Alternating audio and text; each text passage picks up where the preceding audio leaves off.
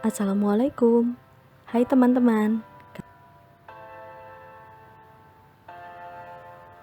Kami dari kelompok 1, saya Ade Madana Lestari, Ahmad Asrofi, Noviani Dewi, dan Gabriel Francisco. Kami ingin menjelaskan mengenai filsafat dan filsafat ilmu.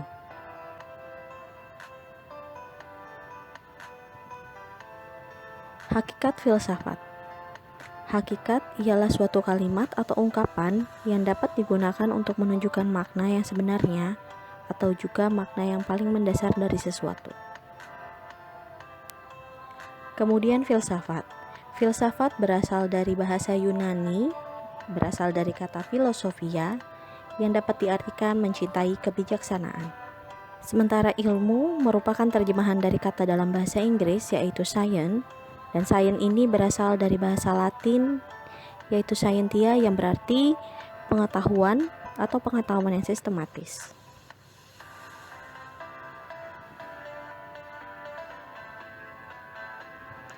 Secara sederhana, filsafat adalah suatu ilmu pengetahuan yang berusaha mencari kebenaran serta memberikan banyak pelajaran, misalnya tentang kesadaran, kemauan, dan kemampuan manusia. Banyak sekali pendapat para ahli mengenai filsafat ilmu.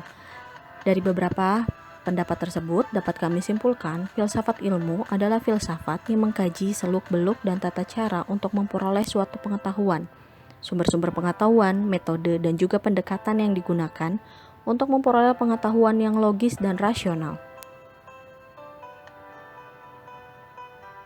Hubungan filsafat dan filsafat ilmu.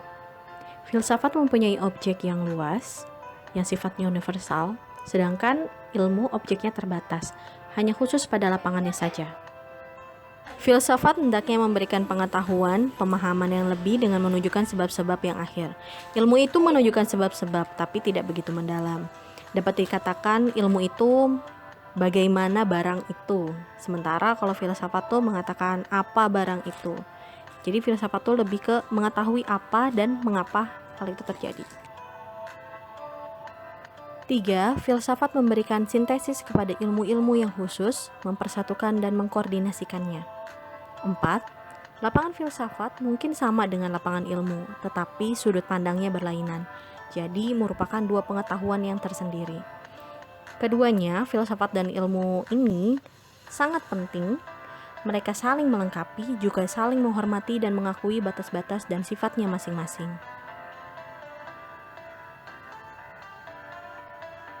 Tujuan filsafat. Dalam mempelajari sesuatu tentu memiliki tujuan. Begitu pula dalam mempelajari filsafat maupun filsafat ilmu. Tujuan mempelajari filsafat. 1.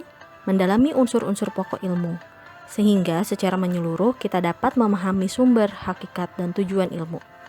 2. Memahami sejarah pertumbuhan, perkembangan, dan kemajuan ilmu di berbagai bidang. 3. Menjadi pedoman bagi para dosen maupun mahasiswa dalam mendalami studi di perguruan tinggi, terutama untuk membedakan persoalan yang ilmiah dan non-ilmiah. Maaf ya teman-teman, ada tujuan yang gak kita tulis di dalam video.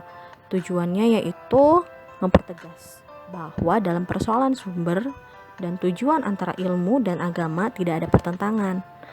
Lalu tujuan yang selanjutnya adalah mendorong para calon ilmuwan dan ilmuwan itu sendiri untuk konsisten dan mendalami ilmu, lalu mengembangkannya.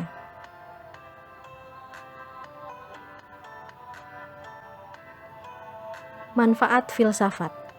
1. Filsafat membuat kita mandiri dan tidak bergantung kepada orang lain. 2. Menggapai kebijakan dan nilai. Nilai di sini maksudnya ukuran sebagai panduan dalam menilai diri sendiri dari proses berpikir filosofis ya. 3. Menggapai kebenaran. Filsafat adalah jalan menggapai kebenaran dari proses berpikir yang mendalam, menjelaskan apa yang sebenarnya terjadi dan bagaimana hal itu bisa terjadi terhadap suatu kenyataan. Jadi ya kita harus menghadapi kenyataan dengan kenyataan pula. 4. Filsafat mengubah kehidupan.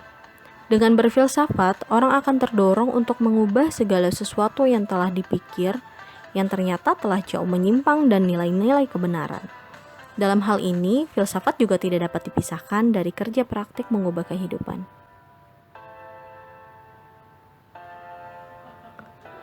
Arah filsafat.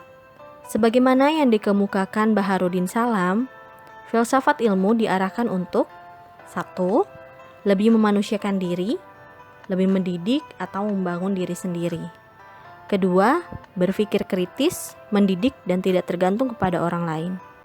Ketiga, mempertahankan sikap yang objektif dan mendasarkan pendapat atas pengetahuan. Terakhir, berpikir secara historis dalam menyelesaikan suatu permasalahan, tidak mementingkan egoisme. Fungsi filsafat. 1. Untuk membantu mendalami pertanyaan-pertanyaan tentang ilmu atau asasi manusia, tentang makna realitas dan lingkup tanggung jawabnya. 2. Sebagai dasar metodis atau wawasan lebih mendalam dan kritis mempelajari studi ilmu-ilmu khusus. 3. Sebagai kritik ideologi, maksudnya di sini adalah kemampuan menganalisis secara terbuka dan kritis. 4. Memberikan wawasan yang lebih luas mengenai kemampuan analisis dan kritis yang tajam untuk bergulat dengan masalah-masalah intelektual, spiritual, dan ideologis. Terima kasih kepada teman-teman yang sudah mau menonton video ini. Sekian dari kami. Wassalamualaikum.